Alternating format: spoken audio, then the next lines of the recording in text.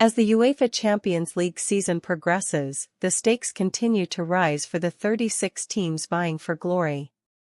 With the final set for May 31, 2025 in Munich, clubs are under pressure to secure their places in the knockout stages. Recent performances across various leagues have set the stage for dramatic clashes as teams prepare for crucial fixtures in the coming days. Liverpool FC showcased their resilience in a thrilling victory over Brentford, where Darwin Núñez netted 2 late goals to secure a 2-0 win. This result reflects Liverpool's strong form, having lost just one of their last 28 encounters across all competitions. They now look forward to their next Champions League match against Lille on January 21, where they aim to maintain their momentum. Arsenal, on the other hand, finds itself in a precarious position. With only one win in their last 4 matches, including a frustrating 2-2 draw against Aston Villa. The Gunners must regroup ahead of their upcoming clash with GNK Dinamo. Their recent struggles have left fans questioning their ability to compete at the highest level, particularly as they prepare for the Champions League knockout phase. Aston Villa, buoyed by their draw against Arsenal, has also been performing admirably. Their form has seen them lose just twice in 16 home games this season, setting a promising tone ahead of their match against Monaco. The team's resilience in the league could play a pivotal role in their Champions League aspirations. Atalanta experienced a setback, with a 3-2 loss to Napoli, ending their 6-match Serie A home winning streak. They will need to bounce back quickly against Sturm Graz to keep their Champions League hopes alive. Meanwhile, Atlético de Madrid's remarkable 15-match winning streak was halted by Leganés, leaving them eager to reclaim their dominance as they prepare to face Bayer Leverkusen. Barcelona's situation is particularly pressing as they navigate injury challenges, notably the absence of Dani Olmo due to a calf issue. The Catalan Giants are on the brink of securing a place in the round of 16, but must overcome Benfica on January 21 to solidify their position. Head coach Hansi Flick expressed frustration over recent dropped points in La Liga, emphasizing the need for consistency in both domestic and European competitions. Juventus, facing Club Brugge, enters their match with a strong historical advantage, having won 3 of their previous 4 encounters. With a defense that has recently tightened, having secured clean sheets in their last 2 Champions League outings, they will look to extend their impressive run against Belgian opposition. As teams prepare for these pivotal fixtures, the Champions League narrative is evolving. Each match not only impacts standings, but also sets the tone for the remainder of the season. With several clubs experiencing highs and lows, the next few weeks promise to deliver exhilarating football as they chase the ultimate prize in European club competition.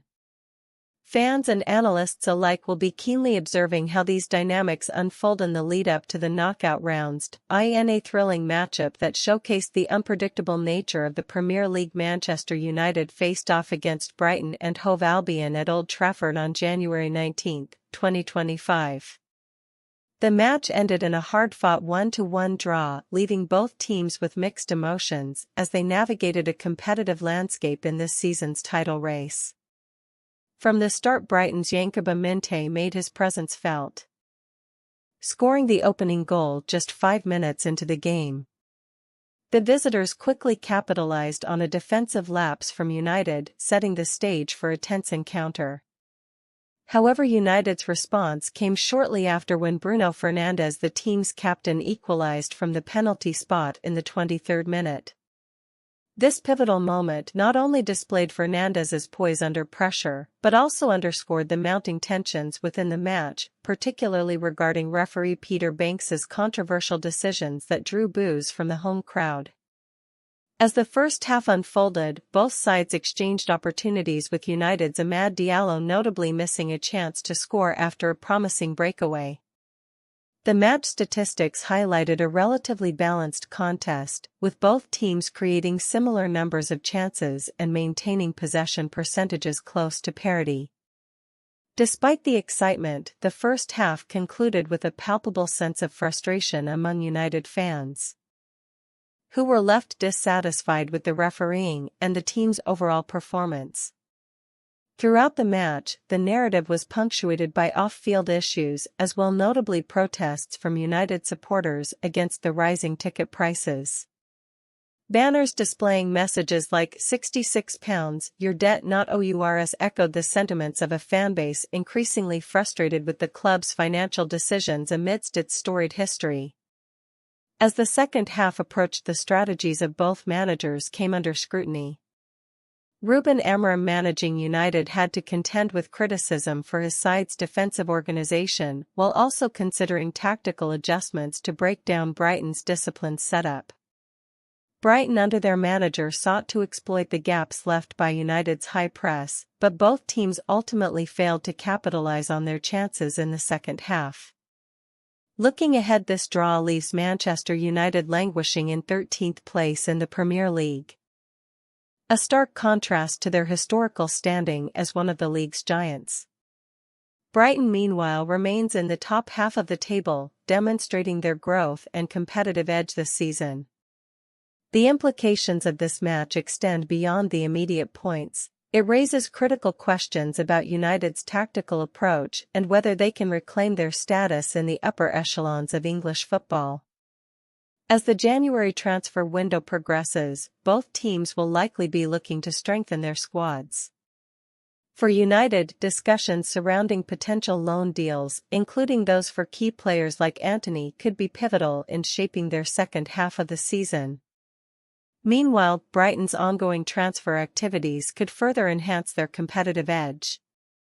In conclusion, the draw at Old Trafford encapsulates the unpredictability of the Premier League, where fortunes can shift dramatically from one match to the next. As the season unfolds, all eyes will be on how Manchester United responds to this setback and whether they can harness their resources to mount a more formidable challenge in the coming weeks. The narrative of this season is far from over, and both clubs will be eager to capitalize on future opportunities to secure their ambitions. In a thrilling weekend of Serie A action, Napoli solidified its title ambitions with a dramatic comeback victory over Atalanta, while Juventus secured a vital win against AC Milan that has ramifications for the Champions League race. The results set the stage for an intense battle as teams jostle for position in the league ahead of a critical period in the season. Napoli's recent form has been impressive, and they showcased their resilience in a 3-2 victory against Atalanta on Saturday. The match was a testament to their determination, with Romelu Lukaku scoring the decisive goal in the 78th minute after a well-placed cross from Andre Frank Zamboanguissa. This victory propelled Napoli 6 points clear at the top of the table, with 50 points marking them as strong contenders for the Scudetto, especially as they aim for their second title in 3 seasons. "We made a statement today," Lukaku stated post-match, highlighting the importance of the win against one of their closest rivals. Atalanta, who had not lost since September, took an early lead through Matteo Retegui, the league's top scorer. However, Napoli responded well, leveling the score with a strike from Matteo Politano and then taking the lead with a goal from Scott McTominay. Despite a spirited effort from Atalanta, including Ademola Lookman's equalizer early in the second half, they ultimately fell short, leaving them 7 points adrift of Napoli in third place. Meanwhile, Juventus continued their resurgence with a convincing 2-0 win over AC Milan. Goals from Samuel Mbangula and Timothy Weah, who made a notable appearance against his father's former club, brought the victory that lifted Juve into Champions League contention. "Today's win is the reward for the hard work the boys have been putting in," said Juventus manager Thiago Motta, reflecting on his team's growth through the season. The success was particularly sweet for Juve, who had been struggling with a series of draws, and this win marked their first under Motta against a top-6 team. As the season progresses, Inter Milan's fate will depend heavily on their upcoming fixtures. Currently sitting in second place, they have 2 games in hand, including a crucial match against struggling Empoli. with intense competition in both Serie A and the Champions League looming. Inter's ability to maintain their title challenge is in the balance. We need to secure 6 points from the next 2 matches to keep pace with Napoli, an Inter spokesperson noted, emphasizing the importance of these fixtures. The coming weeks will be pivotal for all teams involved. Napoli will look to build on their momentum as they face their next opponents, while Juventus will aim to capitalize on their recent form. For Inter, the pressure is mounting to deliver results not only to keep their title hopes alive, but also to advance in European competition. With the stakes so high, fans can expect an exciting and unpredictable conclusion to the season. As these clubs continue to battle, the outcomes of their upcoming matches could define their campaigns, making every game a must-watch.